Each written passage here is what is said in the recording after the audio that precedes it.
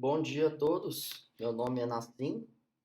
Eu faço parte do grupo 11, juntamente com o João Pedro Lacerda, Ana Carolina Azevedo, Isabelle Borges, Pedro Manuel Teixeira, Gabriela Xavier e o Bruno Brandão. Nós vamos falar um pouco sobre as principais alterações farmacocinéticas vistas em pacientes idosos. Começando pela absorção, é importante dizer que esse é o fator que menos influencia nas alterações farmacocinéticas vistas nos idosos. Porém, algumas alterações são dignas de nota.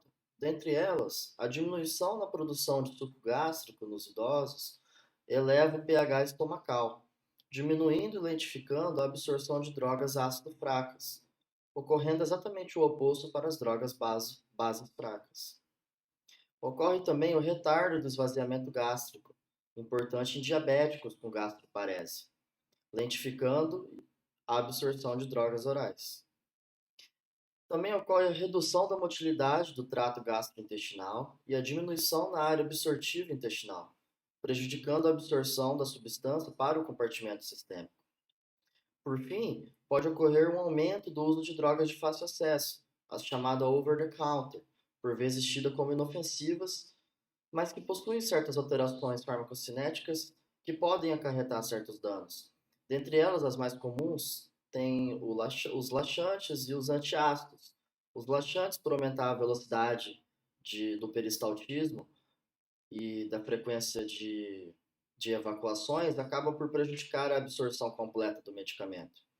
Os antiácidos, por aumentarem o pH estomacal, acabam, como a gente falou ainda há pouco, diminuindo e lentificando a absorção de drogas ácido fracas e aumentando e acelerando a absorção das bases fracas.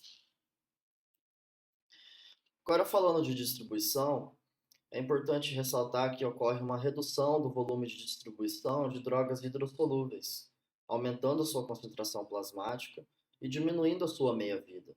Isso se dá principalmente, como vocês podem ver no gráfico, a diminuição da porcentagem do peso corporal atribuído à água nos pacientes idosos. Também ocorre um aumento do volume de distribuição de drogas lipossolúveis, diminuindo sua concentração plasmática e aumentando a sua meia-vida. Isso se dá principalmente devido à diminuição do peso corporal, da porcentagem do peso corporal de massa magra dos pacientes idosos, ocorrendo concomitantemente um aumento relativo da porcentagem de peso corporal de gordura, da massa gorda. Também ocorre uma redução da concentração plasmática de albumina, aumentando a fração livre de drogas que se ligam a ela, diminuindo as suas meias-vidas e potencializando seus efeitos, podendo trazer maior risco de efeitos adversos tóxicos. Em contrapartida, ocorre um aumento da concentração plasmática de alfa-1-glicoproteína ácida, diminuindo a fração livre de drogas que se ligam a ela, podendo haver a necessidade de aumento de dose de tais drogas para a manutenção da concentração plasmática da fração livres em níveis terapêuticos adequados. Falando agora de metabolização, é visível que nos idosos ocorre uma diminuição da massa hepática, juntamente com uma redução do fluxo sanguíneo para esse órgão. E aí entra um fator muito importante. Sabe-se que a insuficiência cardíaca é uma condição de grande prevalência nos idosos. E ela tem como uma de suas consequências as alterações hepáticas, como, por exemplo, a própria redução do fluxo sanguíneo hepático por estase sanguínica retrógrada. Então, deve-se atentar a isso. Também tem-se uma maior dificuldade do fígado em se recuperar de agressões, por vezes leves, como hepatites virais e ingesta de álcool. Também há uma redução de ambas as fases de metabolização do fígado, porém, muito mais significante nas reações de fase 1, que são as ligadas ao citocromo P450, em relação às de conjugação da fase 2. Também há uma redução do metabolismo de primeira passagem de muitas drogas e da sua biotransformação consequente. Então, uma droga que, por exemplo, tinha uma biodisponibilidade de 60% e por isso foi desenvolvida em tal dose para via oral, pode ter a sua biodisponibilidade aumentada para 70, 80, 90. Por isso, o ajuste de dose vai se fazer necessário. Por fim, as deficiências nutricionais graves, comuns aos idosos, principalmente os acamados, os que possuem doenças neurodegenerativas, doenças motoras, podem comprometer a função hepática. À direita vocês podem ver um gráfico muito interessante que tem duas colunas. A primeira coluna de medicamentos diz respeito aos medicamentos que sofrem uma considerável diminuição na sua depuração hepática, conforme a pessoa vai envelhecendo. Portanto, devem ser usados com cautela.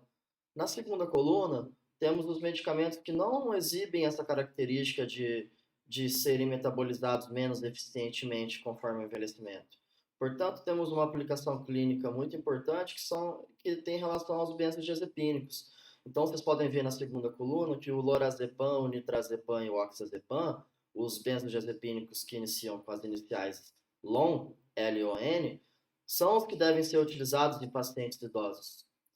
Em contrapartida aos que estão na primeira coluna, como alprazolam, diazepam e clordiazepam.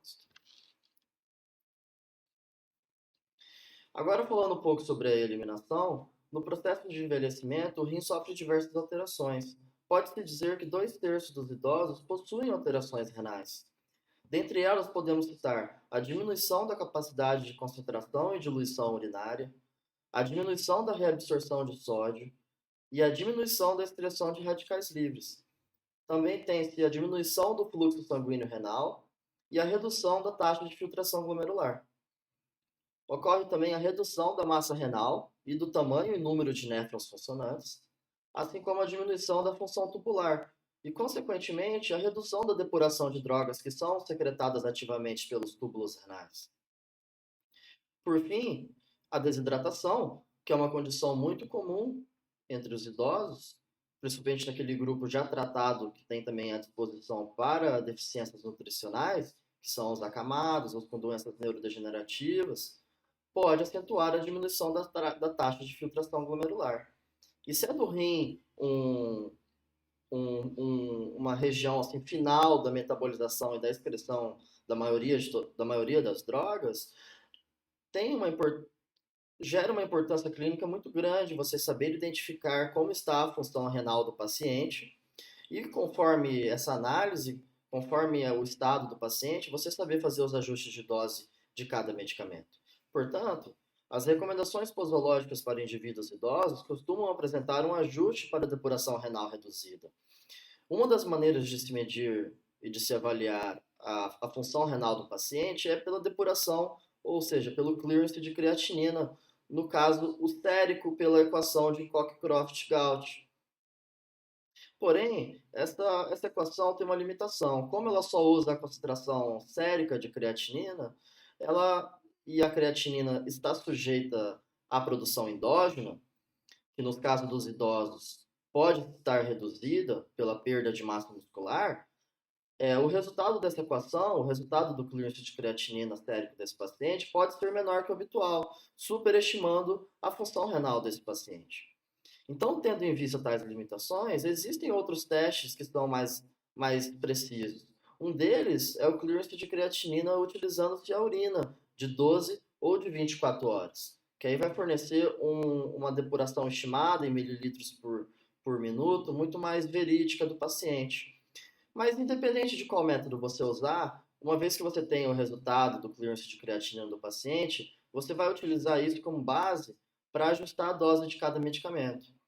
É válido ressaltar que os índices de normalidade de clearance de creatinina, de depuração, em mililitros por minuto, variam de literatura para literatura. Alguns afirmam que o ideal e o índice de normalidade é acima de 90, outros dizem que acima de 60 ainda está no índice de normalidade. Mas, de qualquer maneira, um paciente que vai ter um problema renal, vamos dizer, abaixo de 60, com 50, 40, 30, 10, em casos mais graves, cada medicamento vai ter o seu ajuste de dose para cada faixa de clearance de creatinina.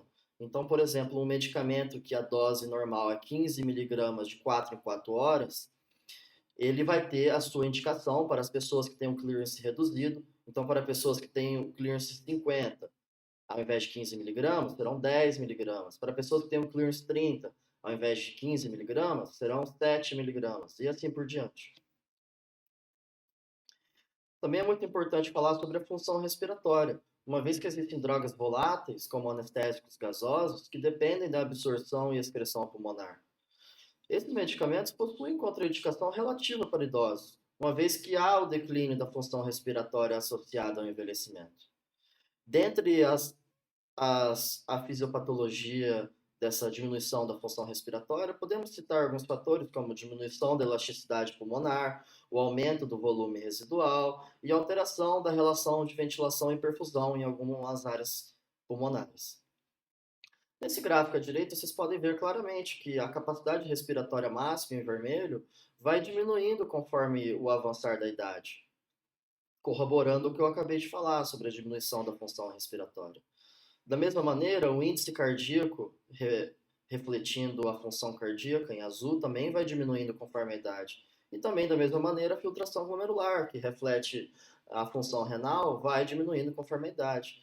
E aí a gente pode adotar esses três fatores, esses três sistemas em decaimento, como os três pilares que explicam todas as alterações farmacocinéticas vistas nos pacientes idosos. Por fim, não menos importante, é um assunto de muita relevância, que é a polifarmácia em idosos. Uma vez que os idosos fazem uso normalmente de vários medicamentos, é de extrema importância se atentar para as interações farmacológicas entre os mesmos, sejam farmacocinéticas ou sejam farmacodinâmicas. Drogas diferentes que possuem alta taxa de ligação a proteínas plasmáticas podem se deslocar mutuamente, alterando a sua concentração plasmática.